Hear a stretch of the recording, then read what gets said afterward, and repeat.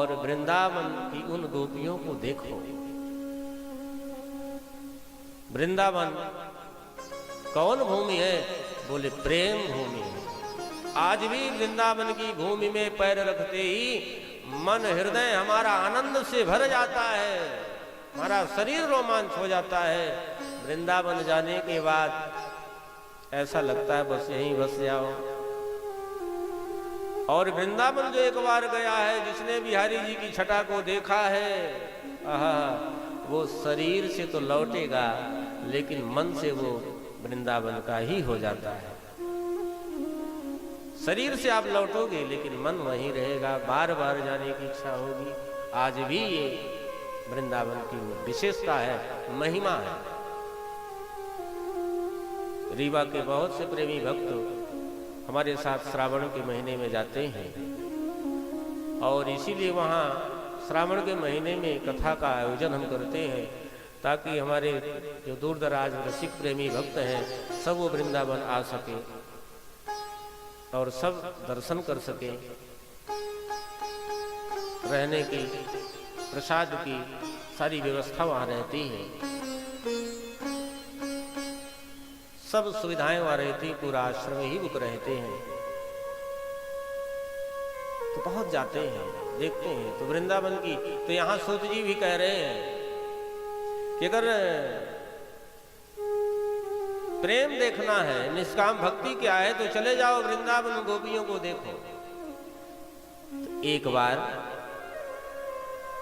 भगवान का नियम था कि जब 16,108 रानियों के बीच में रहते, शरीर से तो उनके पास रहते लेकिन मन उनका गोपियों के पास रहता था, वृंदावन में ही रहता। तो 24 घंटे में कभी न कभी गोविंद के मुख से गोपियों की चर्चा हो ही जाती। तो स्त्री स्वभाव उन महारानियों को ईर्षा हो गई कि आखिर हम लोगों में ऐसी क्या कमी है जो ये बार बार इनका मन उन गोपियों के पास जाता है। वृंदावन की गोपियों में क्या खासियत है?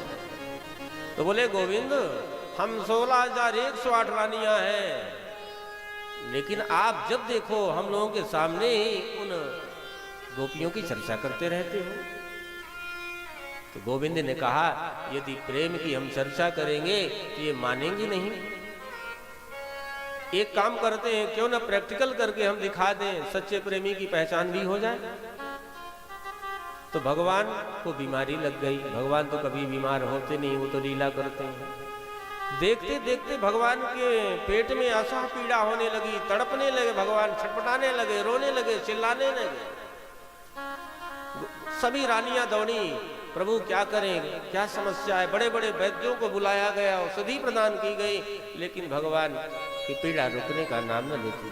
भगवान तड़प रहे हैं, करा रहे हैं, चिल्ला रहे हैं।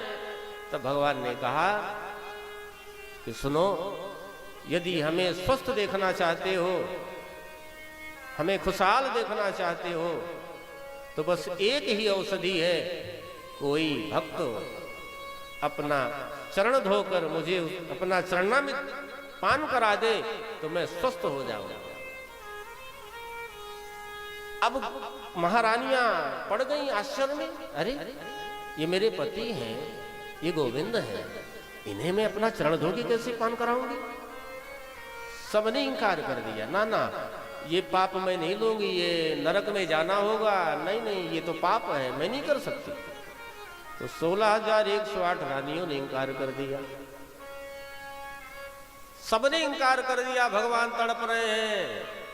तब बात पहुंची वृंदावन उन गोपियों के समक्ष कि द्वारिका में गोविंद तड़प रहे हैं, चीख रहे हैं, चिल्ला रहे हैं। आप एक काम करो, यदि कोई अपना चरणामृत दे दे तो उनका स्वास्थ्य ठीक हो सकता है। तब गोपियां कहां रो रही थी, हंसने लगी। वाह, अगर चरणामृत पान करने से मेरे गोविंद स्वस्थ हो सकते हैं, उन्हें प्रसन्नता मिल सकती है, तो मेरा जीवन तो उनकी प्रसन्नता के लिए है, उनको खुशहाल देखने में है। तो इसके लिए मुझे जो कोई भी यातना सहनी पड़े मैं सहने के लिए तैयार हूं, कोई भी नरक भोगने के लिए तैयार हूं, अगर मेरे चरणामृत पान करने से हमारे गोविंद खुश हो सकते हैं, स्वस्थ हो सकते हैं, उनकी परेशानी दूर हो सकती है, तो ले जाओ मेरा चरणामृत पान करा देना। इसके लिए कोई भी नरक यातना सहने के लिए मैं तैयार हूं। और तुरंत चरण धो दी और थमा दी हाथ में, जाओ पिला दो गोविंद को, जब स्वस्थ हो जाए तो मुझे खबर कर देना। और सीधे लेके आए और जैसे भगवान चरणामृत का पान किए, हंसते मुस्कुराते स्वस्थ होकर भगवान बैठ गए और सच्चे प्रेमी की पहचान भी हो गई। अरे ताली बजाइए तो ठीक से बजाइए।